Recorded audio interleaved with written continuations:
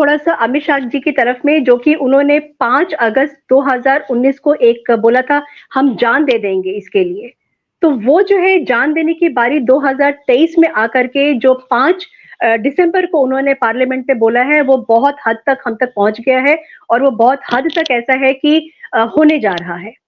मैं अब अगर पाकिस्तान की तरफ में आती हूँ तो मुझे पाकिस्तान में जैसे इमाम साहब ने भी बताया कि वहां पे उनको सिखाया ही इस तरीके से जाता है, लेकिन कुछ परसेंट है वहां पे जो अपने आप को चेंज करना चाहता है, जो चाहता है कि चेंजेस आए और वो भी एक नॉर्मल स्ट्रीम में आकर नॉर्मल ह्यूमन बींग्स की तरह, नॉर्मल सिटीजन्स की तरह दुनिया के वो रहे। लेकिन उनको जो प्रॉब्लम है वहां पे एजुकेशन, एजुकेशन की वजह से उनको पीछे ढकेल दिया जाता है। लेकिन आज वो भी मोदी मोदी कर रहे हैं। और मोदी जी के लिए जो इलेक्शन उन्होंने जीता है, it was not on the basis of Hinduism, it was on the basis of nationalism. वो जो देश के लिए जो उनका जज्बा था और देश में हर किसी को, चाहे वो मुसलमान हो चाहे वो हिंदू हो, सबको साथ लेके जो वो चले हैं, वो दुनिया ने देखा है, वो हिंदुस्तान की जनता ने देखा है और उसी का जवाब दिया है। पाकिस्तान के लिए मुझे पता है, सूद सर का ये चैनल पाकिस्तान में भी लोग देखते होंगे और उनसे मैं थोड़ी सी अगर बातें बोलना चाहूंगी कि पाकिस्तान में कुछ चीजें अगर वो बदल दें तो वो डेफिनेटली एट पार आ जाएंगे हिंदुस्तान के। फिर कोई रीजन नहीं है ऐसा जिसको कि वो कहें कि पाकिस्तान कटोरा लेकर के खड़ा हुआ है। वो कटोरे से आगे निकल के थाली में आ जाएंगे, जहां पर कि वो खुद भी खाएंगे और दूसरों को भी खिलाएंगे।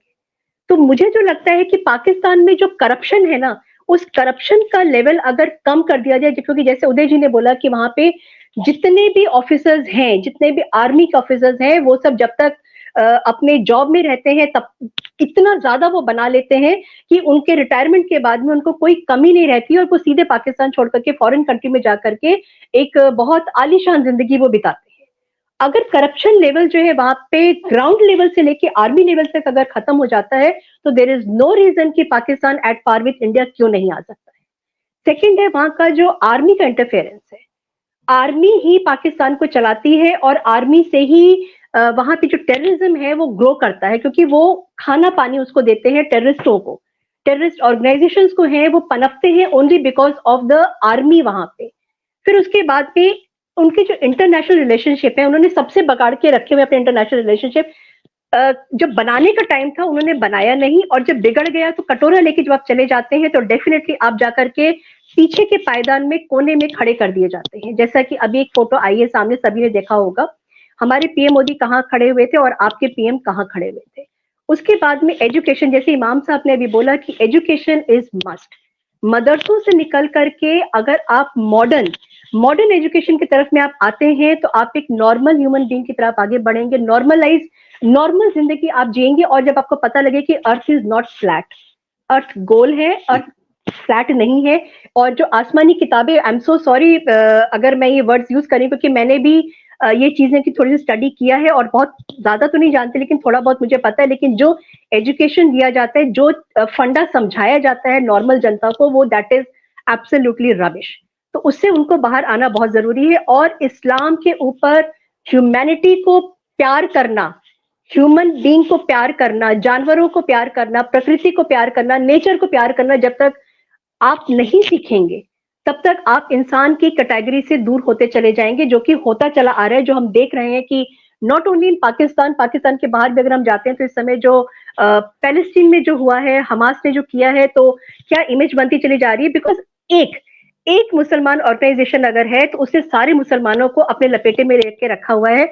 और जो अच्छे मुसलमान भी हैं वो नहीं बोल पाते, जैसे कि इमाम साहब ने भी कहा कि बहुत सारे मुफ्ती मौलाना ऐसे हैं जो कहते हैं बैकडोर में कि हमने इस्लाम को छोड़ दिया है, मगर हम ओपनली उस चीज को लेकर नहीं आ सकते हैं, क्योंकि एक बहुत डरावना एक नारा है जो सर और तन की बात आप लोग करते हैं, वो डरावना है और वो ह्यूमैनिटी के डेफिनेटली बिल्कुल अगेंस्ट में है।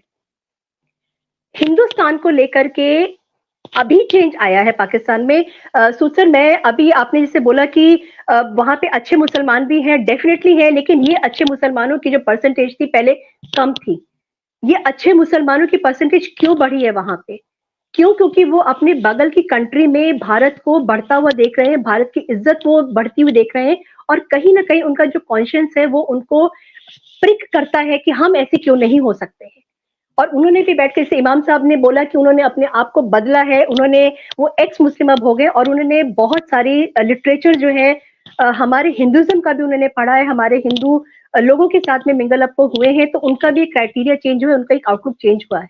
तो मुझे लगता है वो मुसलमान जो अब थोड़े से और ज्यादा परसेंटेज में बढ़ के अच्छे हो गए, डेफिनेटली उन्होंने जरूर हमारा जो सनातन है उसको देखा होगा कि बिकॉज हम लोग कोई रिलीजन नहीं है, we are a way of living.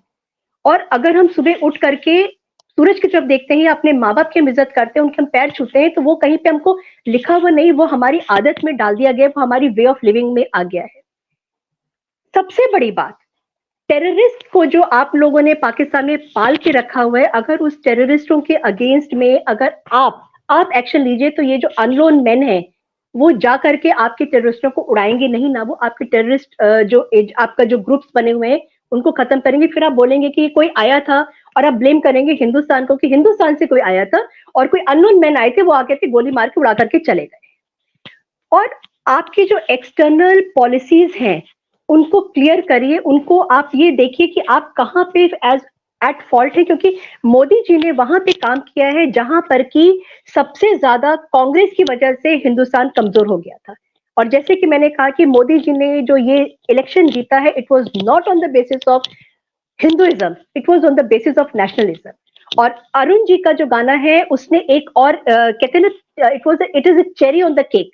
उसने एक पागलपन का जो जुनून था ना, पीओके ਇੱਥੇ रख, पीओके ਇੱਧਰ, साडा हक हैगा, पीओके साडा हक है, वो हमको चाहिए।